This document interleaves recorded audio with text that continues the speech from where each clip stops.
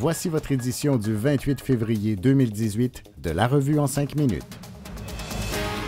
Cette semaine, après une participation aux Jeux olympiques de Pyeongchang en Corée du Sud, nos 3 Moulinois vedettes sont de retour.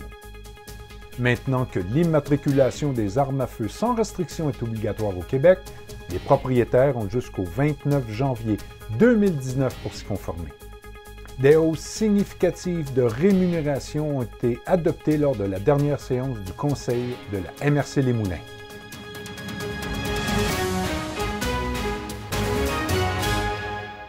Ici Gilles Fontaine, journaliste à la Revue. Après une participation aux derniers Jeux olympiques de Pyeongchang, nos 3 Moulinois sont de retour et nous parlent de leur expérience. Pour une deuxième fois, le skieur acrobatique en bosse, Marc-Antoine Gagnon, a terminé ses Jeux tout juste au pied du podium, en 4e place. Il se rendra maintenant au Japon au début du mois de mars pour poursuivre sa saison.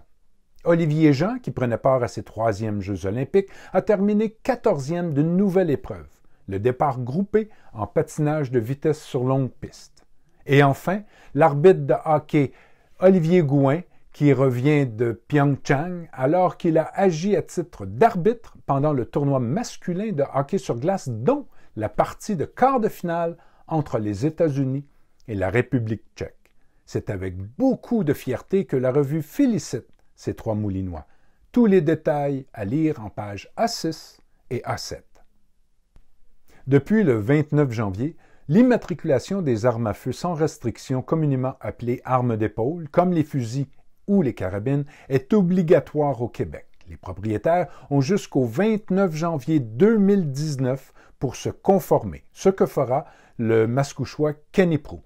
En temps et lieu, adepte de tir sportif, il commande cette nouvelle obligation. Découpez le coupon dans la Revue pour profiter du buffet du Château de la Lune, 2 personnes pour 22 $ le midi ou 35 $ le soir jusqu'au 15 mars.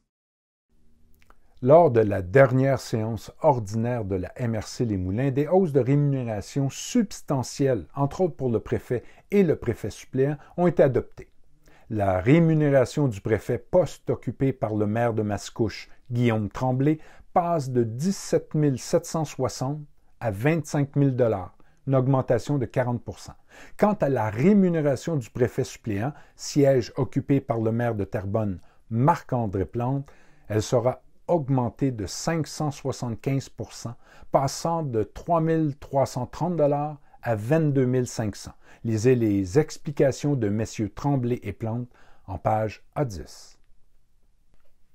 Faible niveau d'investissement dans certains outils corporatifs, essoufflement général, organisation inquiète, voilà quelques constats de l'École nationale d'administration publique dans son rapport produit pour la ville de Terrebonne. Malgré son développement fulgurant depuis les fusions, la ville a négligé certains points, ce qui l'oblige maintenant à se doter d'un important plan de transformation. Un texte à lire en page A16. La chronique culturelle vous est présentée par la Société de développement culturel de Terrebonne qui vous invite à découvrir à l'année la Maison Belle-Île, l'Île des Moulins et le Théâtre du Vieux-Terrebonne.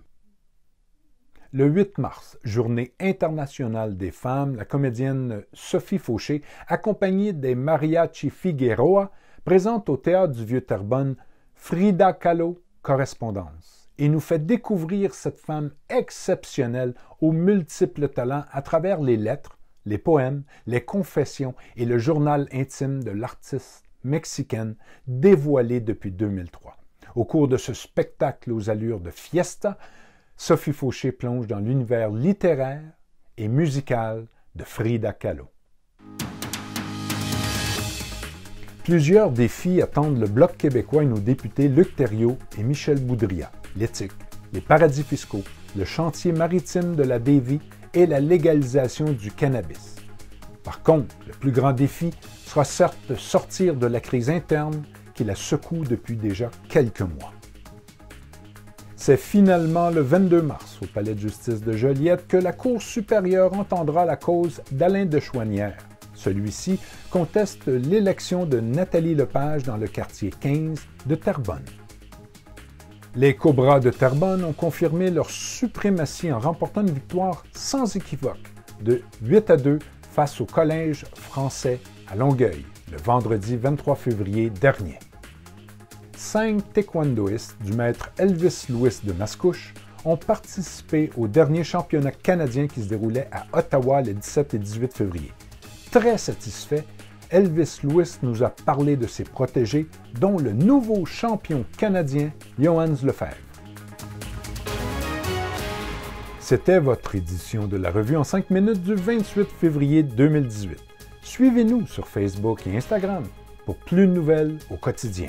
Sur ce, bonne lecture et bonne semaine.